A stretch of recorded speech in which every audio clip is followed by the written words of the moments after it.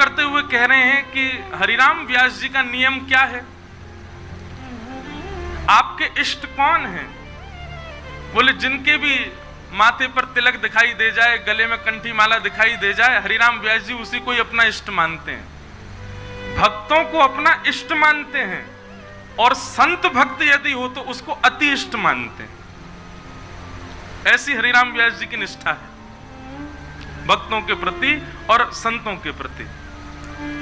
आपकी वाणी जी में ऐसा वर्णन आता है कि श्री हरिराम व्यास जी इतने संत प्रेमी थे, इतने भक्त प्रेमी थे कि कोई महाराज बस नेक दूर से ही दिख रहा हो कि या की कंठी पहनी भैया, हरिराम व्यास जी वहीं से दंडवत कर लेते थे। ऐसी आपकी निष्ठा। एक बार कुछ लोगों ने आपका उपहास करने के लिए एक गधा को पकड़ करके उसके गले में कंठी माला पहना दी और महाराज सिर पर उसके तिलक विराजमान कर दिया, ऊर्ध्वपुंड। हरिराम व्यास जी स्नान करके जैसे ही आए, ऊर्ध्वपुंड लगाए, गले में कंठी पहने, एक वंचर जीव गधा घूम रहा था। हरिराम व्यास जी के नेत्र सजल हो गए उसको देख के। जय हो हरि, जय हो हरि। अभी तक तो हमने 2 पैर वाले वैष्णव देखे, आज 4 पैर वाले देखे। और महाराज दंडवत प्रणाम किया उसको। ये निष्ठा सुनने और कहने की नहीं, ये वास्तविक है, प्रत्यक्ष है। हमको यहाँ 2 पैर वालों को प्रणाम करने में भी दिक्कत होती है।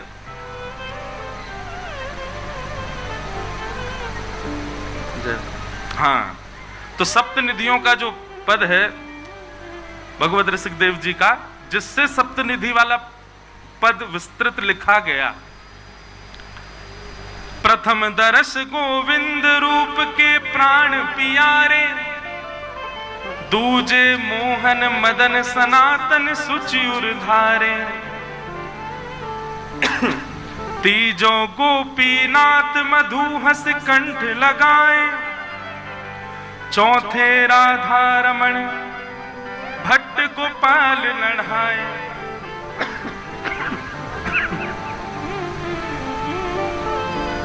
पंचे हित हरिवंश सुवल्लभ वल्लभ राधा, छठवे जुगल किशोर व्यास सुख दियो अगाधा, साते श्री हरिदास के कुंज बिहारी है तहां, भगवत रस के अनन्य मिली वास करू निधिवन तहां।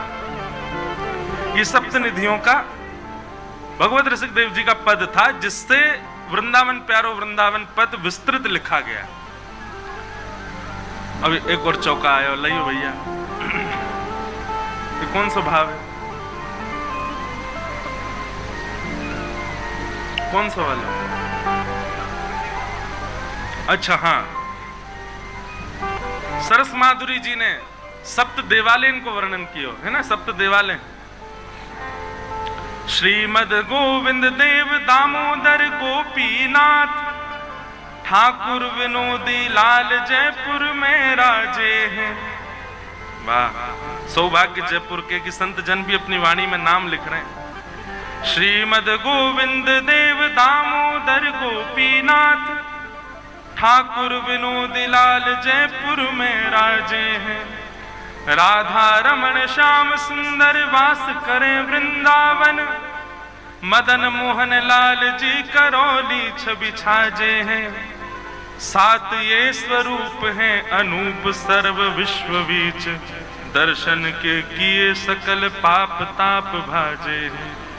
कहे सरस माधुरी सुनाए सब रसिकन को, इनकी छवि निहार रति काम को टिलाजे हैं। हमारे वृंदावन में 2 हैं, सप्तनिधि और सप्त देवालय। सप्तनिधि में तो सारे संप्रदाय के ठाकुर हैं, उसमें हरिदासी भी हैं, हरिवंशी भी हैं और गौड़िया भी हैं। पर सप्त देवालय ठाकुर जी जो हैं ये केवल गौड़ियाओं के हैं, जिनमें से आधे तो राजस्थान में ही हैं। गोविंद देव जी, दामोदर जी, गोपीनाथ जी, विनोदी लाल जी, राधा रमण जी, श्याम सुंदर जी और मदन मोहन लाल जी, ये सप्त देवालय हैं। ये गौड़िया वैष्णव संप्रदाय के 7 लाल जी हैं, जिनमें से श्री राधा रमण और श्याम सुंदर वृंदावन में विराज रहे हैं। बाकी सब राजस्थान में विराज रहे हैं। तो ऐसे प्रणाम। तो हम क्या बता रहे थे? हरिराम व्यास जी, आपका स्वरूप कैसा कि आप संतों को इतना मानते थे कि महाराज भूल से भी कोई तिलक धारण कर ले तो श्री हरिराम व्यास जी उसको वंदन करते थे, उसको प्रणाम करते थे। इतनी निष्ठा वैष्णव तिलक के प्रति। हम यहां मानवों को प्रणाम नहीं कर पाते, संत जनों के श्री चरणों में प्रणाम कैसे करते हैं आजकल के लोग, पता है आपको? ये प्रणाम की विधा है हमारी। भैया सब लोग विराज जाओ, अब बस कथा चलन दो, हमको थोड़ी देर बोलन दो। हरिराम व्यास जी कह रहे मेरो जन्म ही ना कर रो, प्रकट ही ना है रे। थोड़ी देर हम बोल लें, फिर उसके बाद आप उठना बैठना उछलना। तो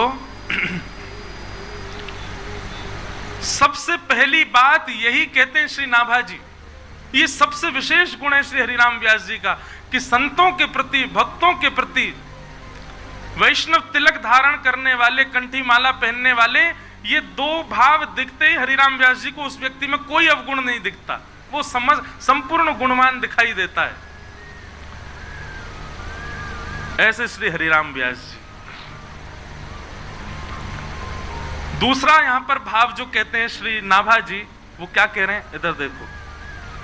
काहू के आराध्य मच्छ कच्छ नर हरि सूकर, बामन फरसा धरन सेतु बंद जू सेल कर। श्री नाभा जी कह रहे हैं हरिराम व्यास जी का रूप कैसा है, स्वभाव कैसा है? जैसे हम किसी से मिले, उसने तिलक भी लगाया था, गले में कंठी माला भी पहनी थी, लेकिन बड़ा क्रोधी, तो हम क्या कहते हैं? अरे भगत बना घूमता है, क्रोध पे तो वश नहीं है इसका। पर श्री हरिराम व्यास जी क्या कहते थे? अगर कोई कंठी तिलक वाला हो भयंकर क्रोधी, तो हरिराम व्यास जी कहते ओहो परशुराम जी की बड़ी कृपा है इस पे, परशुराम भगवान की कृपा है।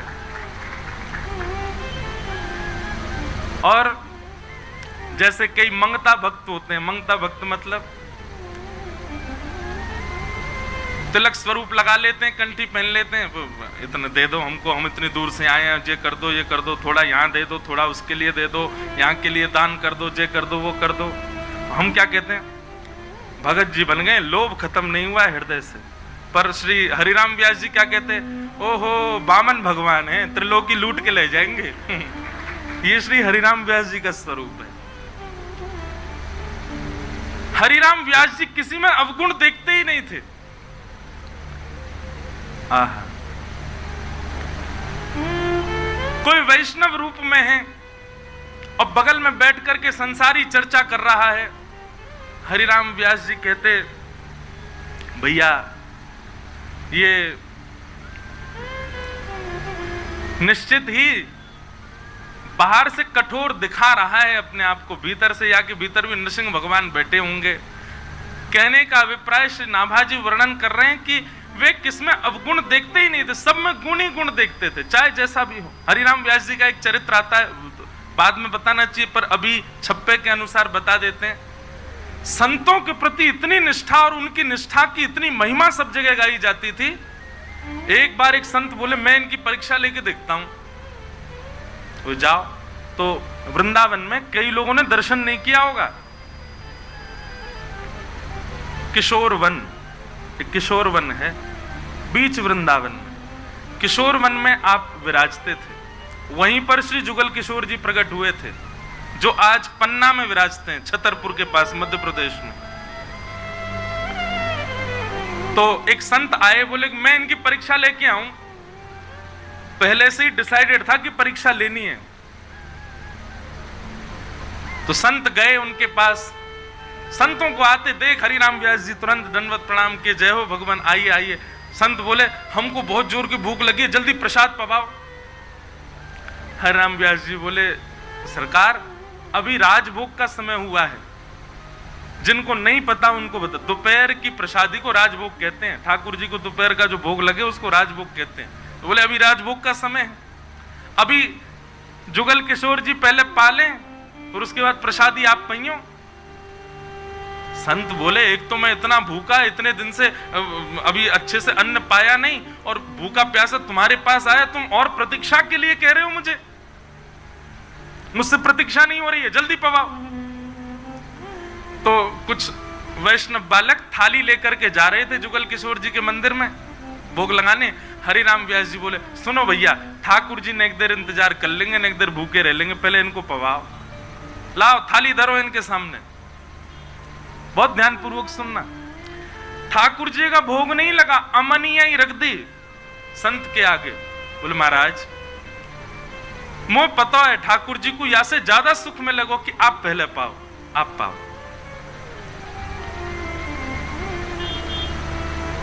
संत उसमें से पाने लगे। अब पाने में थोड़ी कोई उसमें नमक ज्यादा, किसी में मिर्च ज्यादा, कुछ ऐसा कुछ हुआ होगा, नहीं भी हुआ तो संत को तो परीक्षा लेनी थी। उन्होंने तो महाराज जैसे ही कवल खाया, कवल लेकर के बोले राम राम, इतना राम रस डाल दिया है इसमें, इतनी मिर्च पड़ गई है ये, और चिल्लाने लगे खूब जोर जोर से। हरिराम व्यास जी बोले आपने एक देर प्रतीक्षा करो तो दूसरी थाली, दूसरी प्रसादी सिद्ध करवाऊं।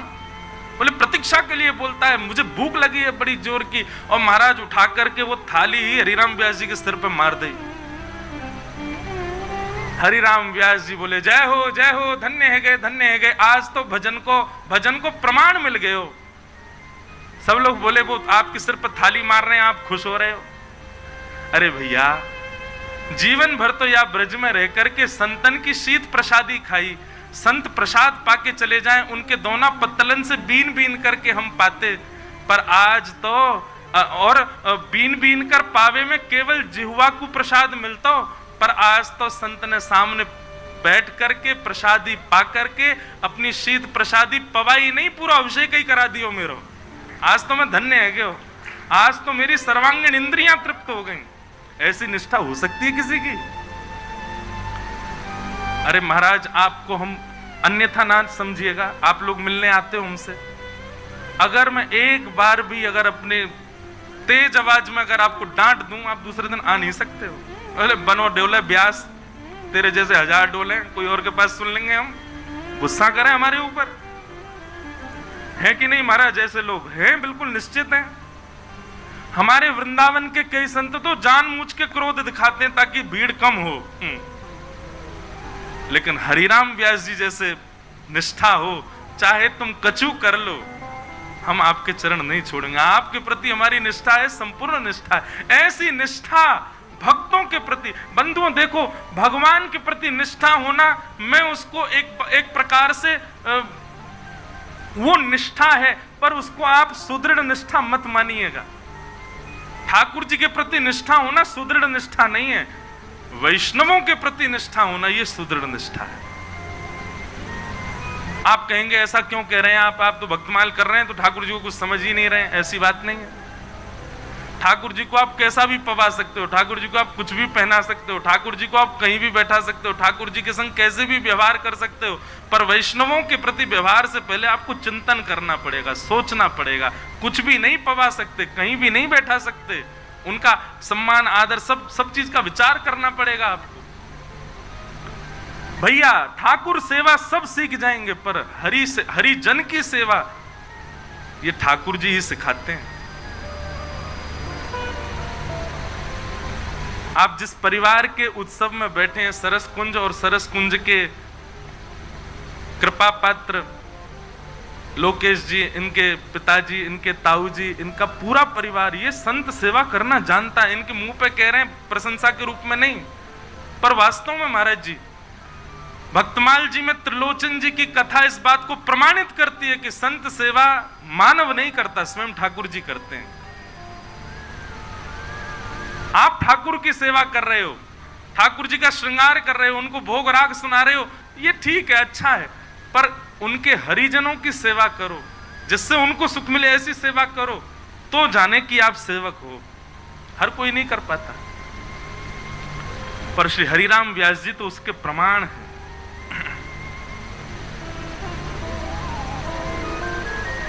ऐसे श्री हरिराम व्यास जी श्री विशाखा जी के अवतार हैं। किनके? विशाखा जी। एक बात मन में आती है अभी तक हमने जितने चरित्र पढ़े सब कोई ना कोई सहचरी के ही रूप आए। तो इससे एक बात प्रमाणित होती है कि जो भी कृष्ण भज रहा है वो कभी ना कभी कुंज में कोई सेवा में रहा होगा पहले, चाहे मैं हूं चाहे ये सब हूं। हमने कोई अपराध कर दी हो, यही मारे ठाकुर जी ने पुनः भेज दी हो, नहीं तो निश्चित ही कई जन्मों से बुला रहे हो, कोई तो नाता जरूर होगा, नजरों से नजरें मिला ना पाऊं, मेरी नजर का कसूर हो। संबंध तो है हमारा ठाकुर जी से, क्यों हमको इतने प्यारे लगते हैं। जैसे ही गोविंद देव जी के कपाट खुलते हैं रोंगटे खड़े हो जाते हैं। गोविंद देव जी का, गोपीनाथ जी का दर्शन होता है, मन रूपी मयूर नृत्य करने लगता है। श्री राधा सरस बिहारी जी को देखते हैं तो मन करे कि भैया देखते ही रहें, ऐसे ही देखत रहूं तुम्हें जन्म सफल कर मानूं। क्यों होती है ये बार बार इच्छा, क्यों इतने प्रिय लगते हैं ठाकुर जी हमको? संबंध तो है पूर्व को। परम सौभाग्य हम आप सब लोगों का हमारे मध्य में अनंत श्री विभूषित पूज्य श्री त्रिवेणी घाट वाले पूज्य श्री महाराज जी आचार्य चरण पधारे हैं। सब लोगों, सब श्रोताओं की ओर से पूज्य महाराज जी को बारंबार प्रणाम, बारंबार वंदन। जयपुर से थोड़ी दूर पर विराजमान एक अद्भुत स्थान, अनेक जयपुर के लोग जहां से जुड़े हुए हैं, ऐसे त्रिवेणी घाट के पूज्य महाराज जी पधारे हैं। आप सब लोग अपने अपने स्थान से दर्शन करके महाराज जी को प्रणाम करें। नेक नेक आगे सरक के आओ, नेक नेक आगे आ जाओ।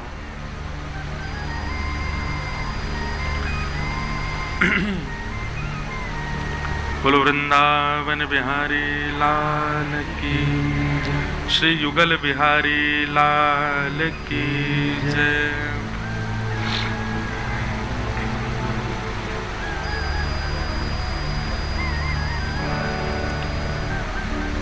जुगल किशोर को लाड लढ़ायो, नवल कुंज ही माह, कुंज निकुंजन की रज धारे, व्यास युगल यश गाय।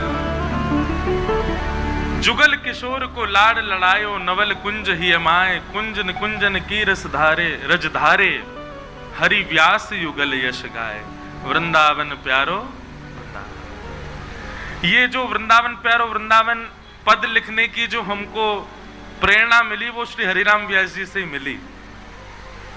हरिराम व्यास जी का एक पद है, वृंदावन की शोभा देखत मेरे नैन से रात, वृंदावन प्यारो वृंदावन, वृंदावन प्यारो वृंदावन। ओ वृंदावन की शोभा देखत, वृंदावन की शोभा देखत मेरे नैन से रात, वृंदावन प्यारो वृंदावन, वृंदावन प्यारो वृंदावन, हे श्री वृंदावन प्यारो वृंदावन,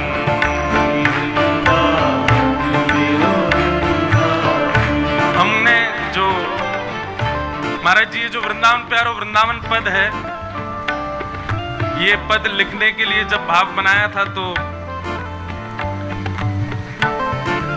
गांधी धाम गुजरात में कथा चल रही थी और वृंदावन महिमा के ऊपर ही बोलना था।